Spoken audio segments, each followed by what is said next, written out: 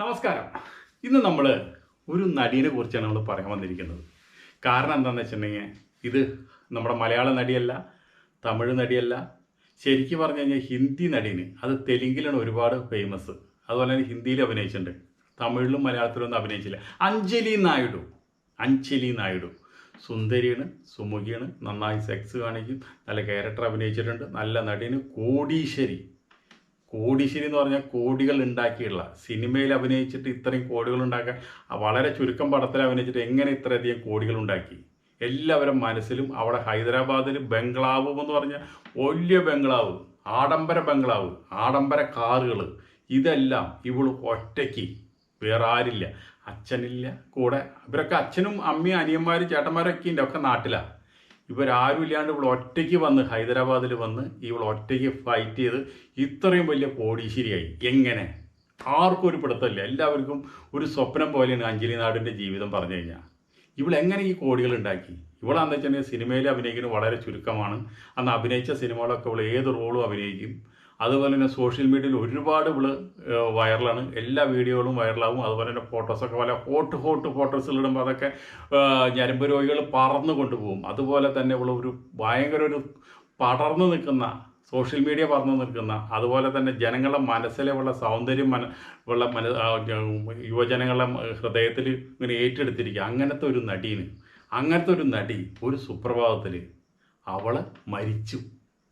എങ്ങനെ മരിച്ചു?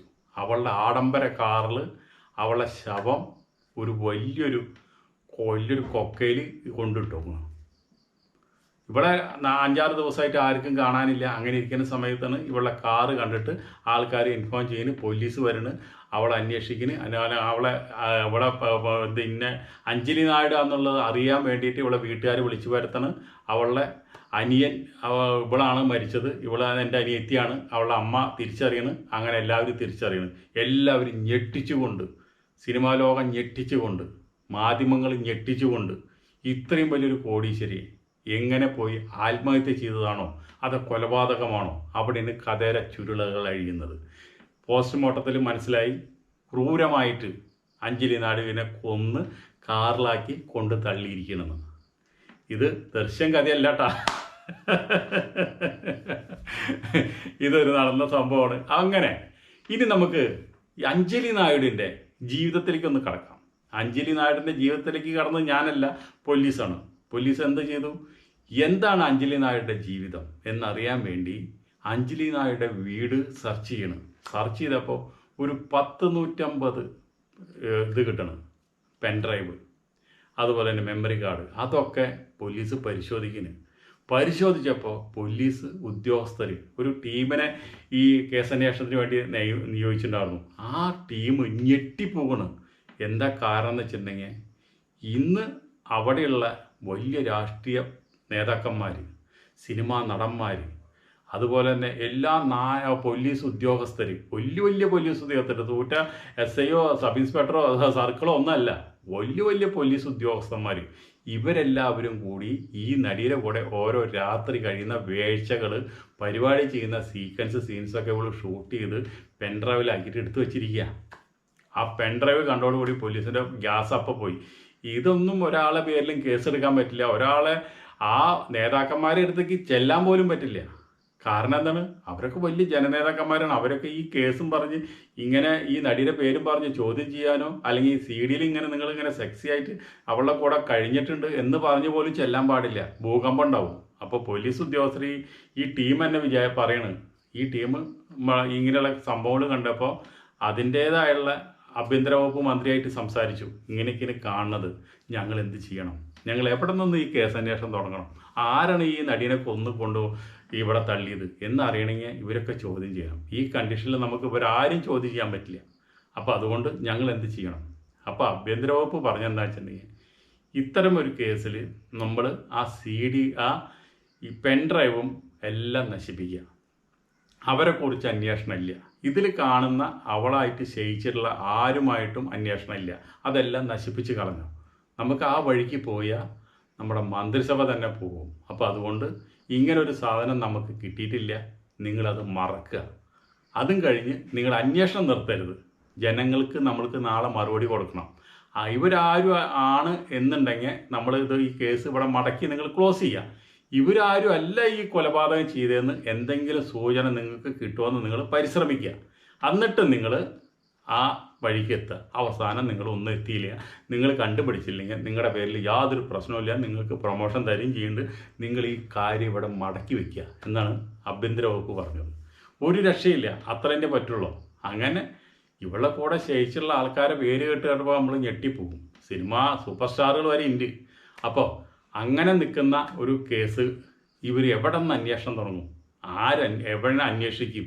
അപ്പോൾ ഇവരെന്തുണ്ടായെന്ന് വെച്ചിട്ടുണ്ടെങ്കിൽ ഇതിൽ വലിയ സിനിമാ രംഗത്തും അതുപോലെ തന്നെ രാഷ്ട്രീയ രംഗത്തും പോലീസ് മേധാവികളായിട്ടും അതുപോലെ തന്നെ വലിയ വലിയ ഉദ്യോഗസ്ഥന്മാരൊന്നും അല്ലാത്ത ആൾക്കാരാരാണ് ഈ ഫോൺ ചെയ്ത് നോക്കുന്നത്, ആരാണ് ബന്ധപ്പെടുന്നത് എന്നൊക്കെ നോക്കിയപ്പോൾ ഒരു ഫൈനാൻസർ ഉണ്ട്, വലിയൊരു ഷെട്ടി, കോടികൾ ഓരോ സിനിമയ്ക്ക് വേണ്ടിയിട്ട് ഫൈനാൻസ് ചെയ്യുന്ന ഒരാൾ.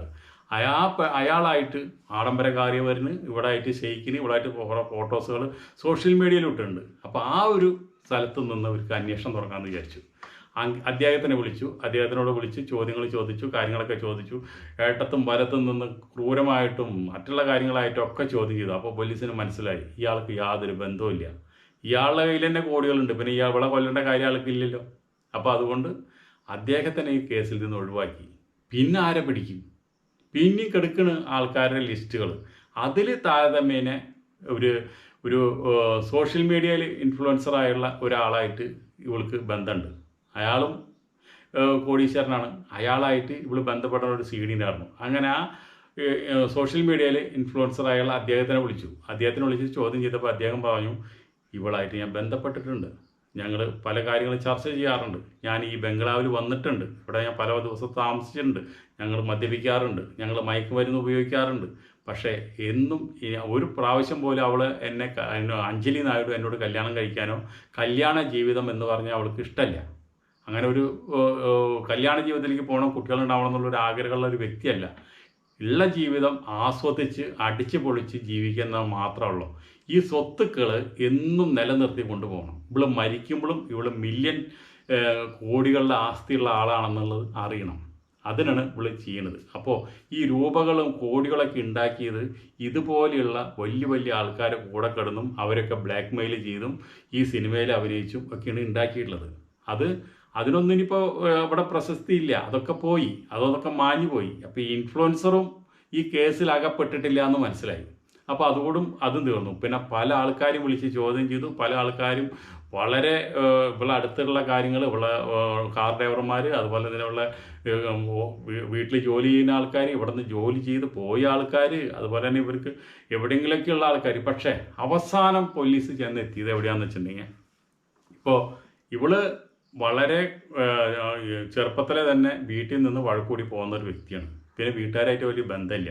വീട്ടിലേക്ക് 10 രൂപ കൊടുക്കില്ല, അച്ഛനെ നോക്കില്ല, 2 സഹോദരന്മാരുണ്ട്, അമ്മേനെ നോക്കില്ല, 2 സഹോദരന്മാർക്കും 10 പൈസ കൊടുക്കില്ല. അപ്പോൾ അതുപോലെ ഒരു വിധത്തിലും ഇവരായിട്ട് ഒരു കണക്ഷനില്ല. അപ്പോൾ പിന്നെ ഇവരെ ബന്ധപ്പെടുത്താൻ കഴിയില്ലല്ലോ എന്ന് വിചാരിച്ചിട്ട് പോലീസ് ആ വഴിക്ക് ചിന്തിച്ചില്ല. ഇവിടെയുള്ള അന്വേഷണങ്ങളൊക്കെ കഴിഞ്ഞപ്പോൾ പോലീസിൻ്റെ ഭാഗത്ത് നിന്ന് ഒന്നുമില്ലെങ്കിൽ ഈ സെലിബ്രിറ്റികൾ ആരെങ്കിലും ഇവിടെ കൊന്നതായിരിക്കാം, അല്ലെങ്കിൽ വേറെ വഴിയില്ല. എന്നിരുന്നാലും ഒരു യൂഷ്വൽ അന്വേഷണം കഴിഞ്ഞ് അവസാനം ഇത് മടക്കാൻ വേണ്ടിയിട്ട്, കേസ് ഫയൽ ക്ലോസ് ചെയ്യാൻ വേണ്ടിയിട്ട് അവസാനമായിട്ട് ഈ വീട്ടുകാരെ വിളിച്ച് ചോദ്യം ചെയ്യുന്നു. ഇവരെ നാട്ടിൽ പോയിട്ട് അവരെ വിളിച്ച് ചോദ്യം ചെയ്തപ്പോൾ ചില പൊരുത്തക്കേടുകൾ കണ്ടു. ആ പൊരുത്തക്കേടുകൾ എന്ന് വെച്ചിട്ടുണ്ടെങ്കിൽ ഇവൾ 10 പൈസ കൊടുക്കുന്നില്ല. അതുപോലെ തന്നെ ഇവളുടെ സോഷ്യൽ മീഡിയയിൽ ഇവൾ കംപ്ലീറ്റ് സെക്സ് ആയിട്ടുള്ള ഫോട്ടോസുകൾ ഇവൾ അപ്ലോഡ് ചെയ്യുക. അതുപോലെ തന്നെ അവളെ പറ്റി വളരെ ഇവിടെ നാട്ടിലാച്ച അവർ ഒരുവിധം മാന്യമര്യാദയൊക്കെ ജീവിക്കുന്ന ആൾക്കാരാണ്. ഇവൾ മുഖേന അവരെ കുടുംബക്കാർക്ക് എന്നും പഴി മാത്രമേ കേൾക്കാറുള്ളൂ. അവരെ സ്വന്തക്കാരെന്നും ബന്ധക്കാരിൽ നിന്നും നാട്ടുകാരിൽ നിന്നും എല്ലാവരും കളിയാക്കി ചിരിക്കിയവരെ. നിങ്ങളുടെ മോളാണല്ലോ ഈ ഇത്രയും കോടികൾ ഉണ്ടാക്കിയിട്ട് അവളെ ഓരോ ഫോട്ടോസുകൾ വരുന്നതായിട്ട് അവൾ ഓരോ സിനിമകളൊക്കെ നാട്ടിൽ വന്ന് കളിക്കുന്നത്, നിങ്ങൾക്കൊന്ന് കണ്ടു നോക്കും, ഇത്രയും വൃത്തികെട്ട കാര്യങ്ങൾക്ക് നടക്കല്ലേ എന്ന് പറയും എന്നൊക്കെ പറഞ്ഞ് അവരെ കളിയാക്കാറുണ്ട്. അപ്പോൾ ഇങ്ങനെ ഒരു വിഷമം അവരെ മനസ്സിലുള്ളപ്പോൾ, ഈ കുടുംബക്കാരെ മനസ്സിലുള്ളപ്പോൾ, കുടുംബക്കാരെ ഭാഗത്തു നിന്ന് സാമ്പത്തികപരമായിട്ടോ അല്ലെങ്കിൽ ഇങ്ങനെയുള്ള ഒരു ഇഷ്യൂസിന് മുകളിൽ ഒരു പ്രശ്നം ഉണ്ടായിട്ടുണ്ടോ എന്നായി അന്വേഷണം. ആ അന്വേഷണത്തിൽ പറയുമ്പോൾ ഇത്രയും CCTVകളും കാര്യങ്ങളൊക്കെ ഉണ്ടെങ്കിലും അതെല്ലാം നമുക്ക് ഫ്ലോപ്പായ രീതിയിലാണ്. അവിടെ നിന്നൊന്നും ഒരു ഇത് കിട്ടുന്നില്ല. അതേപോലെ തന്നെ ഒരു വീട്ടുകാരായിട്ട് വിളിച്ച് സംസാരിച്ച ഒരു കോൾ റെക്കോർഡിങ്ങും ഇവളുടെ കയ്യിലില്ല. വീട്ടുകാർ ഇവിടെ വിളിച്ചിട്ടേ ഇല്ല. അപ്പോൾ പിന്നെ വീട്ടുകാർ സംശയിക്കേണ്ട കാര്യമില്ല. വീട്ടുകാർ ഇതിൽ ഇൻവോൾവ് ആയിട്ടുണ്ടെന്നുള്ള യാതൊരു തെളിവും പോലീസിൻ്റെ പക്കത്തിൽ ഇല്ല. എന്നിരുന്നാലും കേസ് ഫയൽ ക്ലോസ് ചെയ്യണമല്ലോ, അതിന് വേണ്ടിയിട്ട് മാത്രമാണ് അവിടെ ചെന്നത്. അവിടെ ചെന്നപ്പോൾ ചെറിയ പന്ത്യക്കേടുകൾ ഈ അനിയൻ്റെ ഭാഗത്തു നിന്ന് ചെറിയ പന്ത്യക്കേടുകൾ കണ്ടു. അപ്പോൾ അനിയനാണെന്ന് വെച്ചിട്ടുണ്ടെങ്കിൽ ഒരു സ്വല്പം മുൻകോപിയാണ്. അത് കണ്ടപ്പോൾ പോലീസുകാർ അവിടെ ചോദ്യം ചെയ്താൽ ശരിയാവില്ല, വിളിച്ച് ഇവിടെ കൊണ്ടുവന്നു. ഹൈദരാബാദ് വന്നിട്ട് പോലീസ് ടീം ഇരുന്നിട്ട് വളരെ വിദഗ്ധമായി ചോദ്യം ചെയ്തു. അപ്പോഴാണ് ഇവന് പിടിച്ചു നിൽക്കാൻ പറ്റാണ്ടായി. അത്രയും പ്രഷർ വന്ന നിലയ്ക്ക് ഇവൻ എല്ലാ സത്യങ്ങളും വിളിച്ചു പറയുന്നു. ഒളിച്ചു വെച്ചിട്ട് കാര്യമില്ല. എൻ്റെ ചേച്ചി ഞങ്ങളുടെ കുടുംബത്തിന് മോശപ്പേരുണ്ടാക്കി, കോടികൾ അവൾക്ക് സമ്പാദ്യമുണ്ട്, 1 രൂപ പോലും ഞങ്ങൾക്ക് തന്നില്ല. ഞാൻ അവളുടെ വീട്ടിൽ പോയിട്ട് ഞാൻ അവളോട് സംസാരിച്ചു, ഒന്നുമില്ലെങ്കിൽ ഞങ്ങളെ സഹായിക്കണം, ഞങ്ങളെ രക്ഷിക്കണം, ഇത്ര കാശ് ഞങ്ങൾക്ക് ആവശ്യമുണ്ട്, തരണം. അപ്പോൾ അല്ലെങ്കിൽ നീ ഈ സോഷ്യൽ മീഡിയയിൽ ഇതുപോലെ ഇടുന്ന ഫോട്ടോസുകളും അതുപോലെ ഇതുപോലെയുള്ള സിനിമകളിലൊന്നും അഭിനയിക്കാണ്ടിരിക്കുക, അത് ഞങ്ങൾക്ക് നാണക്കേടാണ്. അങ്ങനെ ഇവർ പറഞ്ഞ് ഭയങ്കര വഴക്കായി. ആ വഴക്കായപ്പോൾ ഇവൻ പറഞ്ഞു, ഇനി നീ ഇതുപോലെ ചെയ്താൽ നിന്നെ ഞാൻ കൊന്നു കളയും, ഞാനായിട്ട് ജയിലിൽ പോകുന്നു പറഞ്ഞു. അപ്പോൾ ഇപ്പോൾ എന്താ ചെയ്തതെന്ന് വെച്ചിട്ടുണ്ടെങ്കിൽ, നിന്നെ അതിന് വേണ്ടി നീ ബുദ്ധിമുട്ടണ്ടാ, നിന്നെ ഞാനാ ശരിപ്പെടുത്തലാന്ന് പറഞ്ഞിട്ട് ഇവിടെ പോയിട്ട് കത്തി എടുത്തിട്ട് ഇവനെ കുത്താൻ വരിക. അങ്ങനെ ഇവൻ എന്താ വെച്ചിട്ടുണ്ടെങ്കിൽ ആ കത്തി തിരിച്ച് മേടിച്ചിട്ട് ഇവിടെ ഒരു 10-30 കുത്ത് വളരെ ക്രൂരമായിട്ടാണ് ചേച്ചീനെ കുത്തി കൊന്ന് ഇവൻ എന്താ ഇനി ഇവിടുന്ന് എന്തായാലും തെളിവുകൾ മായ്ക്കണമല്ലോ എന്ന് വിചാരിച്ചിട്ടാണ് ഇത് കൊണ്ടുവന്ന് ഇവളുടെ കാറിൽ തന്നെ ഈ ശവം വെട്ടിമുറിച്ചിട്ട് വളരെ ക്രൂരമായി ആ ചാക്കിൽ കെട്ടിയിട്ട് ഇവൻ കൊണ്ടുപോയിട്ട് ഒരു വലിയൊരു കുളത്തിൽ തള്ളിയത്. അങ്ങനെ ഈ കൊലപാതകം നടന്നത് അത് പോലീസ് കൃത്യമായി തെളിയിച്ചു. ആ കൊലപാതകം ഇദ്ദേഹമാണെന്ന് മനസ്സിലാക്കി. പക്ഷേ വീട്ടുകാർക്ക് മറ്റുള്ള അമ്മയ്ക്കോ അച്ഛനോ മറ്റുള്ള ഒരു അനിയനോ യാതൊരു ബന്ധവുമില്ല. ഇവൻ്റെ ആ നേരത്തെ പ്രഷർ, ഇവളൊന്നും ചെയ്യില്ല എന്ന് പറഞ്ഞുള്ള സംഭവം, ഇനി ഇതുപോലെ തന്നെ സംഭവങ്ങൾ ഉണ്ടാവും, ഇതുപോലെ തന്നെ ഞാൻ സോഷ്യൽ മീഡിയയിൽ ഫോട്ടോസുകളിടും എന്ന് പറഞ്ഞുള്ള ആ ധാർഷ്ട്യം, ഇതൊക്കെ കണ്ടപ്പോൾ അവന് സഹിച്ചില്ല. അപ്പോൾ ചേച്ചി അനിയനും തമ്മിലുണ്ടായ ഒരു ഇഷ്യൂ അതൊരു കൊലപാതകത്തിൽ അവസാനിച്ചു. അതോടുകൂടിയിട്ട് അഞ്ജലി നായിഡു മരിച്ചു. ഇതാണ് ഉണ്ടായത്. അപ്പോൾ ഇത് കോഴികൾക്കുണ്ടായ ഒരു സംഭവമാണ്. അത് അതിൻ്റെ നിജസ്ഥിതി നിങ്ങളോട് പറഞ്ഞു എന്ന് മാത്രം. നമുക്ക് അടുത്ത വീഡിയോയിൽ ഇതുപോലൊരു നല്ലൊരു സംഭവമായിട്ട് വീണ്ടും വരാം. അതുവരെ നിങ്ങൾക്ക് എല്ലാവർക്കും സബ്സ്ക്രൈബ് ചെയ്യാണ്ട് വീഡിയോ കാണുന്നവരൊന്ന് സബ്സ്ക്രൈബ് ചെയ്യുക. നമസ്കാരം.